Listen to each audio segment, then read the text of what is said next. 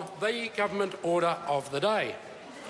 Adjourn debate on the Prime Minister's statement and the amendment proposed to it. Mr Speaker. Honourable Nikki Wagner. Thank you, Mr Speaker. It is my pleasure to speak on the Prime Minister's statement to Parliament for 2016. The national members are delighted to be back. We're full of energy, bright ideas and ready to roll up our sleeves and get on with the work. And we're absolutely focused on our ongoing plan, our plan to grow the economy so that we create jobs, raise incomes and support New Zealand families. Our agendas are full this year. We're committed to policies to make New Zealand a better place to live in, a better place to work in and a better place to enjoy. I think all New Zealanders understand the benefits of living in a confident and prosperous nation because that's where New Zealanders can get the best opportunities for people to get ahead. And I think we're making real progress. The figures that came out for the unemployment rate just last week at 5.3% is a great result. That's better than Australia. It's better than the OECD average at 6.6%. And it is significant because getting a good job is the best opportunity for anyone to get ahead. And it's also why the government's four priorities are so important. The first, responsibly managing the economy, and the second, building a more competitive and productive economy, go hand in hand. And it's not about growing the economy just for growing the economy's sake, it's for what it can do for Kiwis. It's what it can do in creating new jobs, building more businesses, increasing incomes, and most of all, increasing our tax take, which underpins the third priority of this government, which is better public services. Better public services. That's about quality healthcare, better education and training, particularly for our young people, investing in social development, investing to support families and giving them a hand up, and to build the infrastructure, the roads, the trains, the bridges, the sewers, the pipes that all New Zealanders use. And that brings us to our fourth priority, which is supporting the rebuild of Christchurch, which of course is very close to my heart as the member for Christchurch Central. And that rebuild has probably been the government's biggest challenge since 2010 and 11. Now, international research tells us that it takes about a decade, about 10 years for any community to recover from a major disaster like our earthquakes.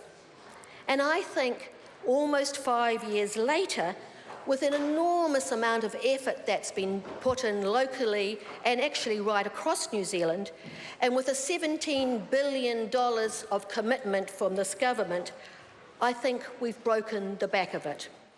I think we've broken the back of it because just last week EQC told me that they have repaired 68,000 homes and they've only got a couple of thousand more to go. 68,000 homes, that's the number of houses in Nelson and Invercargill combined. So it just gives you an idea of the scale of that work.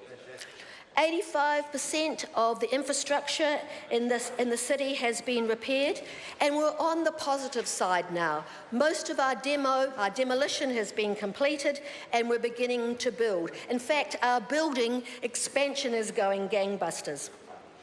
In the middle of last year, we completed the bus exchange. Now, the bus exchange is a particularly important facility for Christchurch because it's going to enable us to revolutionise how we use public transport in our city. Over the last year or so, we've cleaned up the Avon Otakaro River, and we're developing attractions along the side of that river and public spaces. The most exciting public space just before Christmas that opened was the Margaret Mahi Children's Playground. And I just want to take a moment to celebrate that playground. I take my hat off to the people of the Share an Idea process who came up with the idea of a playground. The idea was that it would bring children and therefore their families back into the city. And it's worked a treat. Christchurch people, Canterbury people actually, have taken it to the heart. It helps that it's the biggest and the best and the most glamorous playground probably in the Southern Hemisphere, and the fact that it was designed by kids for kids. But do you know, over 100,000 people have used that playground since Christmas. And they're using it day and night. One of the loveliest stories is that it's not enough to have the kids during the day, but the big kids and those who are young in heart are using it at night. And I think that's a really good sign, because it is so much light and it's so secure with its CCTV cameras that people feel they can use it in the evenings. And the best thing about that is they were using it without alcohol, without drugs and without violence. It's an absolutely wonderful family facility. It's actually catalysed families coming back into our city. In fact, several families have told me they had a staycation this year. They stayed at home so they could enjoy the attractions of the central city. The new art gallery that's opened, the museum has had record numbers, the Restart Mall, everything that our city has to offer. But let's just have a look at some of the more serious buildings, like the Justice and Emergency Precinct. That will be completed this year, and that's important not only because it's a fabulous building, but because it's a new way to deliver services in our city. The police, corrections and courts are all working together in the Justice Precinct, and that will make it much easier to coordinate their approaches and to manage crime. In terms of emergencies, the police, the fire, the ambulance and civil defence are all working together as well. And I think this hubbing of services will provide a far better service in a cost-effective way, and I think it will be a new model for other cities around the country. Coming up following that is the Metro Sports, the East Frame residential development and the conference centre, and they're all progressing. And when I look at all the development and design work that's going into these buildings, I'm sure that they are going to be absolutely world-class, and they will be beloved by the people of Christchurch, just as they liked the facilities that they had pre-earthquake. So I think I can, in all objective ways, say that we've broken the back of the tough stuff. But let me still explain that there are still some people who are managing the issues of the earthquake, and it is still difficult for them, and so it's really important that we put in support for those people. Things like the All Right campaign, which is to do with well-being and to do with supporting people through this process and mental health issues. Things like the In the Know Hub, which provides information for people and connects them up to the services, and also the Residential Advisory Service, which gives people who are still struggling with rebuild and repairs some help.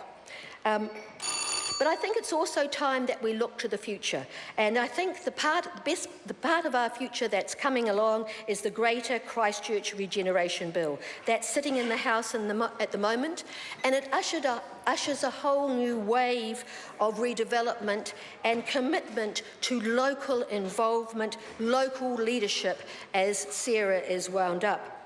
The Regeneration Christchurch Board will be jointly appointed by the Christchurch City Council and the government, and it will bring local leaders with the skills, the expertise and the passion to carry on that regeneration. They will focus on regenerating the central city, the residential red zone, which will be a wonderful swathe of green through the centre of our city, 4 times the size of Hagley Park, and the rebuild and renewal of New Brighton.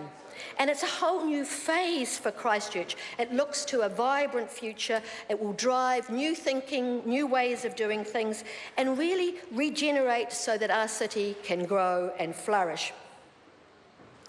I think it's really important that Regenerate Christchurch helps us make the most of every opportunity that's coming along for us to make sure that our city really fulfills its place for future generations. So, to recap, the national government is energised. We're leaping into 2016. There's much for us to do, but we're up for it, and we're looking forward to making a real difference to New Zealand and New Zealanders. Thank you, Mr. Speaker.